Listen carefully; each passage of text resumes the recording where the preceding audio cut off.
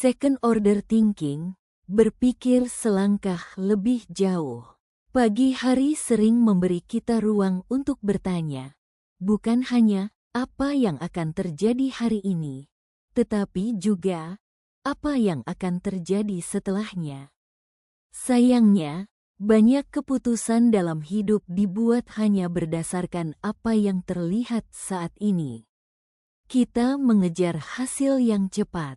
Kita memilih jalan yang paling mudah. Kita bereaksi terhadap masalah yang ada di depan mata. Padahal kehidupan tidak hanya terdiri dari akibat yang pertama.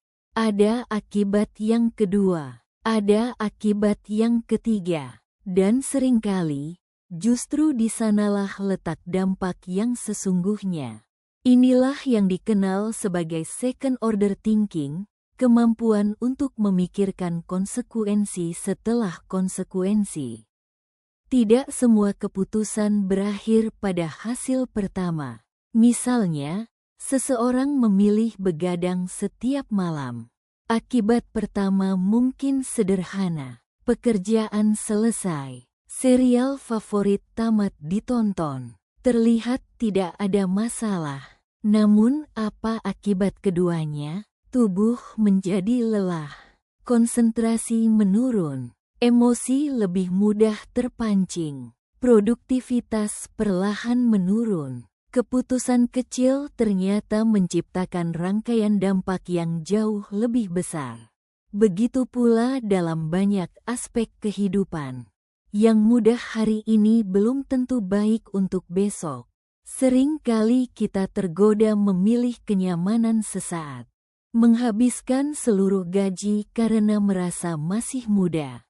Menunda olahraga karena sedang sibuk. Menghindari percakapan sulit demi menghindari konflik.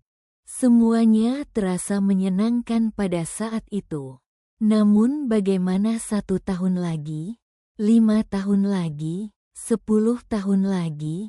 Orang yang berpikir pada tingkat pertama bertanya, apa untungnya hari ini? Orang yang berpikir pada tingkat kedua bertanya, apa konsekuensinya nanti? Tidak semua kesulitan harus dihindari. Ada paradoks dalam kehidupan. Hal yang terasa sulit sekarang seringkali membuat hidup lebih mudah di masa depan.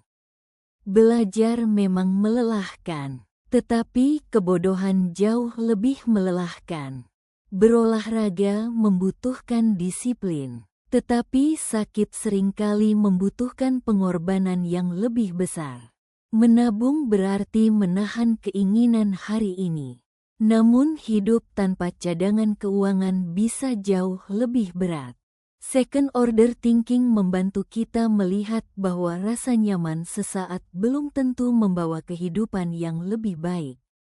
Berpikir sebelum bereaksi. Konsep ini juga penting dalam hubungan dengan sesama.